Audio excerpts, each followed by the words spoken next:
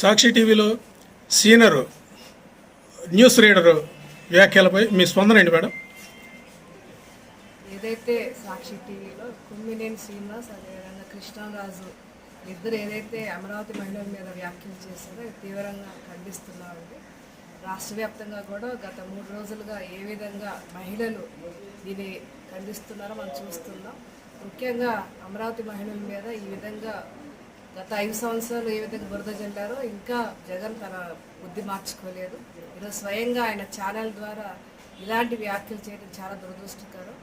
ముఖ్యంగా మన భారతీయ గారిని చూస్తే ఆయన స్వయంగా అమరావతిలోనే ఉంటుందండి. మరి అమరావతి మహిళలు అన్నప్పుడు ఆమె కూడా వస్తుంది.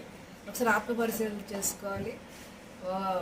4 వేళ్ళు మన వైపు చూపిస్తే, 1 వేలు అవతల వైపు చూపిస్తే 4 వేలు మన వైపు చూపిస్తే, ముందు మీరు అమరావతి మహిళల మీద చెప్తున్నారు, స్వయంగా భారతీయ గారు అమరావతిలో ఉంటున్నారు కాబట్టి మరి ఇది ఎవరిని ఉద్దేశించిందో కూడా మరి ఆ వ్యాఖ్యలు చేసింది వాళ్ళు ఆత్మపరిశీలన చేసుకోవాలి.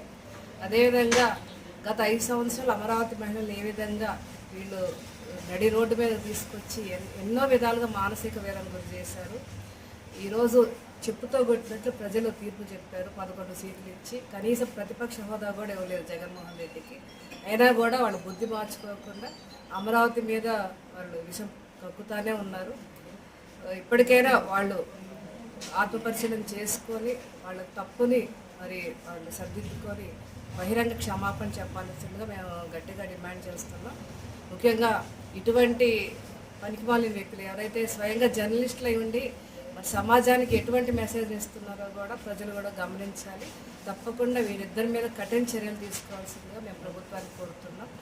అదేవిధంగా ఈరోజు మా నందిగాం నుంచి కూడా కొంతమంది వెళ్ళి పోలీస్ స్టేషన్లో కంప్లైంట్ ఇచ్చారండి. రాష్ట్ర వ్యాప్తంగా కూడా ఇదొక తీవ్రమైన రెవల్యూషన్ తీసుకొచ్చింది. తప్పకుండా మహిళా కమిషన్ కూడా స్పందించి వెంటనే వాళ్ళ పట్ల కఠిన చర్యలు తీసుకోవాల్సిందిగా కోరుతున్నాం.